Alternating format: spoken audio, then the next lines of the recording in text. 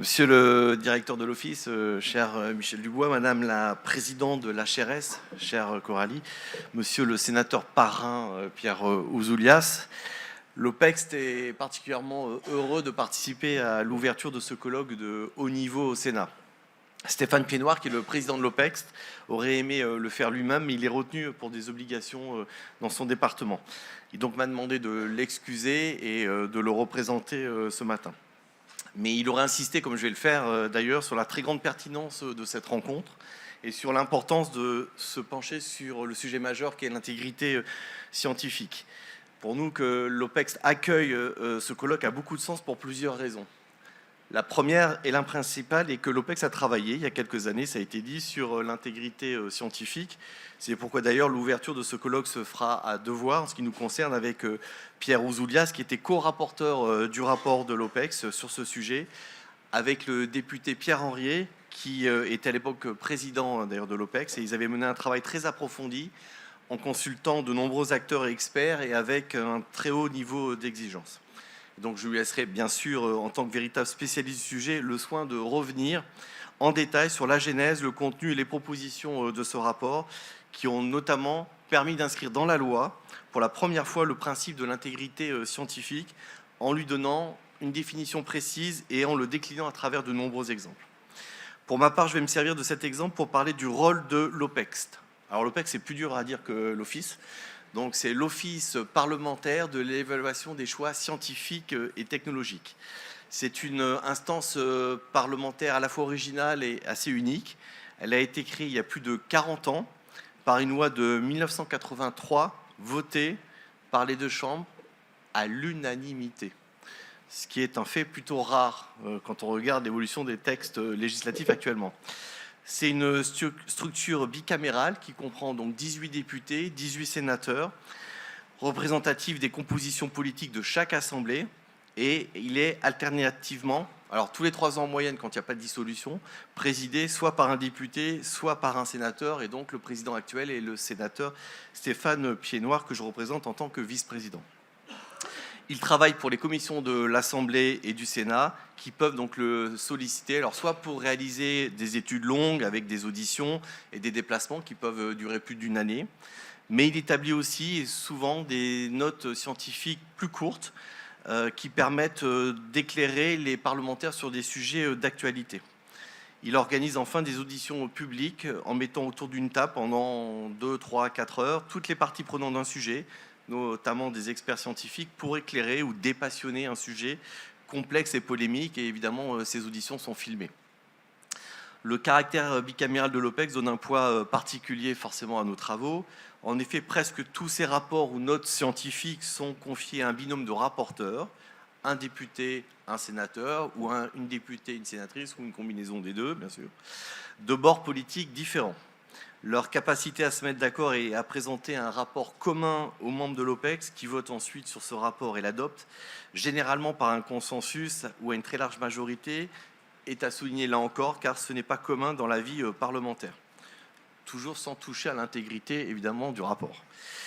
Pourquoi en est-il ainsi? Parce que l'OPEXT prend le temps de travailler sur des sujets complexes avec l'ambition de les approfondir sur un plan scientifique dans tous leurs aspects, en entendant les différents parties prenantes des experts, des chercheurs, même ceux qui font polémique, et toute personne utile pour l'élaboration d'un état de l'art objectif et argumenté. Nous sommes très loin de la poétique spectacle, du buzz permanent et orchestré, et bien sûr, nous gardons quand même nos convictions politiques dans le cadre de nos débats. Mais nous sommes persuadés de l'intérêt d'asseoir nos décisions, quelles qu'elles soient, par la science. Nous cherchons donc à éclairer le débat parlementaire et les travaux législatifs qui en découlent, comme cela figure dans la mission qui nous a été confiée par nos prédécesseurs il y a maintenant 43 ans. Il arrive très souvent qu'entre rapporteurs nous ne soyons pas d'accord, surtout lorsque nous commençons à travailler sur un sujet, au point de départ. Mais au bout de plusieurs semaines, de quelques mois, nous convergeons, nous trouvons des points de convergence, grâce souvent à la science et aux experts. Les exemples sont très nombreux de divergences initiales qui s'atténuent au fil des auditions, d'autant plus que généralement aucun de nous n'est vraiment un spécialiste du thème traité. C'est aussi une des règles que nous nous sommes fixées. Parmi nos travaux récents, par exemple, sur les nouvelles techniques génomiques ou la géo-ingénierie, les points de départ des positions des rapporteurs étaient très éloignés, mais ils se sont un peu rapprochés, au moins pour établir un état de l'art objectif et précis qui a permis un vote. Je pourrais aussi évidemment citer le nucléaire. Il y a bien sûr dans nos deux chambres des pros et des anti-nucléaires affirmés et qui sont présents au sein de l'OPEX, mais ceux-ci sont capables de se pencher ensemble sur la sûreté nucléaire ou la gestion des déchets radioactifs et même de faire des recommandations pointues après avoir entendu des experts sur le sujet. Certains travaux que nous menons nous font toucher du doigt concrètement ce qu'est l'intégrité scientifique. Nous pouvons en effet être sollicités par des chercheurs dont nous ne savons pas toujours qui ils sont et comment ils se positionnent dans l'écosystème de la recherche. Les parlementaires sont par nature assez ouverts pour entendre ce que les gens ont à leur dire sur un sujet et de nombreuses personnes les sollicitent. Vous savez, le mail d'un sénateur, c'est initial.nom@senat.fr. Et donc au moment où il a fallu inscrire le droit à l'IVG dans la Constitution, la semaine qui a précédé, j'ai dû recevoir 350 messages de toute nature, y compris de pseudo-scientifiques, qui alertaient sur le risque et la surveillance qu'il y aurait sur le vote que j'allais accorder au Congrès de Versailles.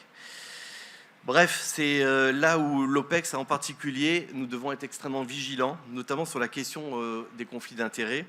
Certains domaines sont sensibles, je pense au tabac, à l'industrie chimique, au secteur de la santé. La période du Covid a donné lieu, comme vous pouvez l'imaginer, à quelques moments épiques dans les travaux de l'OPEX, notamment sur les vaccins et les effets secondaires. Certains prétendus chercheurs étant même allés jusqu'à envoyer des actes d'huissier auprès du président et du premier vice-président de l'Office pour exiger d'être entendus. Nous essayons donc d'y faire face avec une très grande transparence et le recueil d'avis d'autorisés. Pour la transparence, un acte important pour nous, c'est d'abord la publication systématique et exhaustive de toutes les personnes rencontrées pour chacun de nos travaux. Tous les experts et scientifiques entendus sont mentionnés avec leurs fonctions et qualités, ce qui permet aux observateurs, pas toujours bienveillants de nos travaux, de constater quelles sont nos sources. Nous veillons en toutes circonstances à entendre un panel ouvert d'experts, variés et sérieux. Pour le recueil d'avis autorisé, l'OPEX a la chance, depuis sa création, d'être par ailleurs accompagné par un conseil scientifique de très grande qualité. Il rassemble 24 personnalités reconnues dans leur domaine, couvrant un très vaste champ de disciplines scientifiques, représentant aussi bien les sciences exactes et expérimentales que les sciences humaines et sociales. Notre collègue Pierre Ouzoulias en rappelle souvent la nécessité, surtout aux physiciens que je suis. Ce sont des personnes ressources et de bons conseils très précieuses pour les parlementaires de l'OPEX. Nous entretenons également des liens avec tous les grands organismes de recherche dont la plupart sont présents aujourd'hui, et je vous salue, ainsi qu'avec les académies des sciences, de médecine, de technologie. Ces relations étroites nous permettent d'inscrire nos travaux dans un dialogue permanent avec un monde scientifique que nous jugeons aussi indispensable que fructueux. L'OPEX est donc particulièrement attaché à son rôle de passerelle entre le monde politique et le monde scientifique. Il croit à cette mission et s'efforce donc d'alimenter les débats parlementaires avec des données scientifiques rigoureuses en les rendant accessibles à tous nos collègues. D'ailleurs, je fais écho à la phrase tout à l'heure de Coralie Chevalier, « existence des problèmes et volonté de les traiter ». Ce qui est vrai en science est d'autant plus vrai en politique. Alors il est vrai que dans l'OPEX, sur les 36 membres de l'OPEX, il doit y avoir 35,99 qui doivent être de formation scientifique à la base. Donc forcément, il y a une appétence particulière pour être membre de l'OPEX. J'en profite d'ailleurs pour saluer l'académicien Pierre Léna, qui a été, il ne se souvient peut-être pas, mais le professeur, j'ai eu l'honneur de suivre ses cours d'astrophysique en 1993. L'OPEX est également très vigilant aux évolutions du monde de la recherche, régulièrement confronté à de nouveaux défis. C'est ainsi par exemple que la dernière réunion tenue avec le conseil scientifique a été consacrée à l'évolution de la recherche et de la science aux États-Unis. Les conclusions de cette rencontre étaient évidemment préoccupantes. Elles permettaient de dire à quel point il était important que nous questionnions sur ce que nous faisons en France et en Europe au regard de ce qui se passe de l'autre côté de l'Atlantique. J'en profite d'ailleurs pour vous dire que vous pouvez retrouver la vidéo de cette réunion ainsi que les rapports de conclusion sur les sites du Sénat et de l'Assemblée nationale, mais celui du Sénat est plus agréable à utiliser, où la totalité des travaux sont disponibles en ligne. Concernant l'aspect national, nous avons travaillé sur la recherche en biologie, en santé, sur la science ouverte, sur les conséquences des nouveaux développements de l'intelligence artificielle, mais aussi sur l'intégrité scientifique, un sujet que nous avons tous jugé majeur et Pierre Ouzoulias, à qui je vais bientôt passer la balle, va vous en parler. Un dernier mot pour vous souhaiter donc des débats riches et fructueux et vous remercier pour ce que chacune et chacun vous faites en faveur du déploiement d'une culture solide et partagée de l'intégrité scientifique de notre pays. C'est vraiment essentiel, il en va de la crédibilité de l'avenir de la recherche. Mais je dirais même plus, il en va en toile de fond de la crédibilité du grand nombre de décisions politiques que nous, législateurs, aurons à prendre et à assumer à l'avenir. Du coup, on pourrait peut-être rebaptiser l'Office français pour l'intégrité au Sénat. Je vous remercie.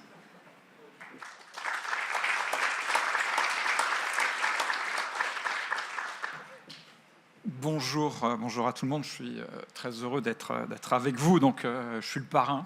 Merci. Voilà. J'ai déjà le nœud papillon, donc il ne manque plus que le costume noir pour la prochaine fois. Voilà, et la bague. Ce que je voudrais dire en préambule, c'est que certes, ce rapport a eu quelques effets positifs, mais nous avons repris le flambeau de Pierre Corvol et pas beaucoup plus. Voilà. Et on a porté un peu plus loin quelque chose que, monsieur le professeur, vous aviez initié. Et vous avez été pris par le temps, sinon je ne doute pas que c'est votre rapport qui aurait permis sans doute d'introduire dans la loi la première disposition sur l'intégrité scientifique. Donc nous reprenons ce flambeau, nous allons le porter un peu plus loin. D'autres le prendront et l'amèneront un peu plus loin. Vous avez eu tout à fait raison de dire, Madame la Présidente, que dans ce rapport, il y a des choses qui n'ont pas été vues sur l'évolution de la science d'aujourd'hui, mais il y a des choses qui étaient parfaitement analysées dès l'époque du rapport Corvol et qui subsistent, et qui sont des évolutions structurelles qui peuvent expliquer en partie, sans exonérer les responsabilités individuelles des chercheurs, des dérives auxquelles nous assistons. La première, c'est, vous l'avez dit, c'est les formes de l'évaluation. Ce qui a pu changer entre le rapport et aujourd'hui, c'est que tout le monde aujourd'hui est convaincu, et vous l'avez dit, qu'il faut des évaluations qualitatives et qui prennent moins en compte les aspects numériques, parce que c'est tellement facile de faire du chiffre. Mais pour autant, malgré cette prise de conscience, on voit que les habitudes ont beaucoup de difficultés à changer. Et que dans l'évaluation, tout le monde sait très bien que très facilement, on va chercher les facteurs d'impact des articles pour aller vite, parce qu'il faut qu'en une demi-heure, on donne un avis sur un dossier. Ça, c'est le premier point.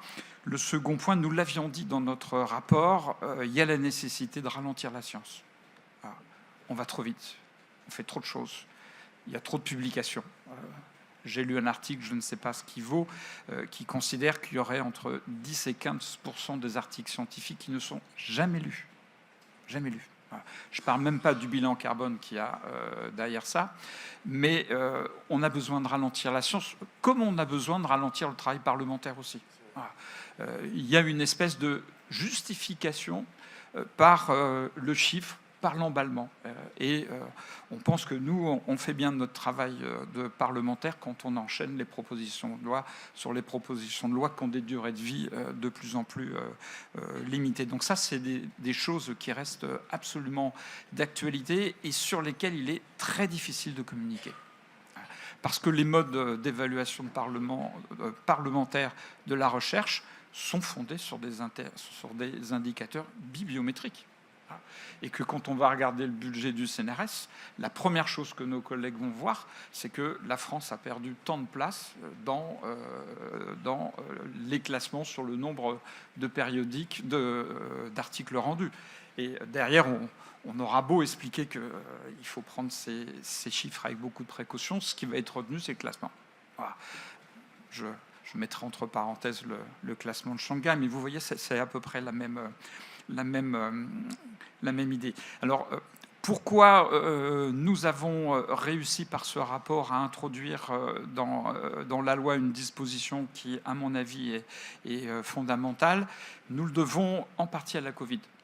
Je ne dis pas par là qu'on a créé le virus pour obtenir la possibilité de changer la loi, mais vous n'imaginez pas l'état de sidération de nos collègues sénateurs quand ils ont vu se disputer sur des plateaux de télévision des grands chercheurs de renommée internationale qui n'avaient pas le même point de vue sur des choses totalement fondamentales qui étaient le vaccin et le confinement. Et mes collègues m'ont dit très justement, si il n'y a plus de possibilité de fondre la décision publique sur des avis scientifiques partagés, il n'y a plus de politique publique. Et c'en est fini. Et donc, ce qu'ils voulaient, je le dis de façon un peu rapide, c'était interdire d'antenne le savant de Marseille. On va l'appeler comme ça. Voilà. Bien évidemment, c'est un peu violent, c'est pas tout à fait ce qu'on voulait. Mais c'est ce qui a permis, lors de la discussion de la loi de programmation de la recherche, de pouvoir introduire ici au Sénat, avec l'accord de Pierre Henriet, qui avait fait le même travail à l'Assemblée nationale, cette disposition sur l'intégrité scientifique a été adoptée à l'unanimité dans les deux chambres, parce que ça correspondait à un moment de prise de conscience sur la nécessité de fonder la décision publique sur des résultats qui soient totalement indiscutables. Et vous lisez dans la rédaction de la loi, cette relation à la société est fondamentale. C'est-à-dire que le législateur protège l'intégrité scientifique pour protéger la relation de la science et de la société. Et je pense que c'est totalement d'actualité aujourd'hui. S'ajoute maintenant une dimension supplémentaire. Après le savant de Marseille, il y a l'épisode Trump, qui est du même acabit, où on s'aperçoit qu'un discours contre la science, contre la rationalité, peut être porté par un chef d'État de la plus grande puissance mondiale. Ce qui est évidemment un bouleversement majeur pour nous, auquel on avait répété que les institutions scientifiques, la démocratie américaine, sont extrêmement puissantes, parce que protégées par des contre-pouvoirs qui ne céderont jamais. Et on a vu qu'en 15 jours, toutes les digues ont cédé. Et aujourd'hui, on est obligé, aux États-Unis et maintenant en France, de défendre un discours pour la science, de défendre la rationalité. Et on a le sentiment d'avoir perdu beaucoup de terrain. C'est vrai pour les sciences dures, et notamment pour les sciences du climat, mais c'est aussi vrai pour les sciences humaines. Vous voyez bien que dans le débat public, très souvent, on considère que finalement, il y a une forme d'équivalence entre l'opinion du politique et les résultats de la science. Je pense notamment à l'histoire, mais c'est des choses que j'ai déjà dit cette semaine. Donc, on a un travail à faire, et je pense que là, peut-être où les chercheurs pêchent, c'est de ne pas avoir suffisamment communiqué sur leur méthodologie. On communique beaucoup sur les résultats, très peu sur les méthodologies. Or, il faut réexpliquer, parce qu'il y a une perte de culture scientifique, aux citoyens et aux citoyennes, comment nous arrivons à poser des faits historiques, enfin, des faits scientifiques partagés sur la base de méthodologies qui sont confirmées par les pairs. C'est des choses évidentes pour nous. Ça ne l'est plus pour le grand public. Et donc, il faut revenir là-dessus, non seulement communiquer sur les résultats, mais communiquer aussi sur les résultats, pour essayer de montrer qu'une opinion du politique ne sera jamais à ce même niveau, parce qu'elle n'obéit pas à des formes de probation de la preuve qui sont aussi rigoureuses.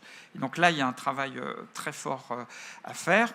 Par ailleurs, et je vais finir sur ce point, avec Pierre Henriet, nous ne voulions pas une disposition législative qui soit trop normative, parce que nous avons bien compris que l'intégrité scientifique, elle doit se décliner en fonction des contextes disciplinaires et des contextes méthodologiques. Et ce qui est vrai en sciences l'est pas en médecine, et encore moins dans les sciences humaines.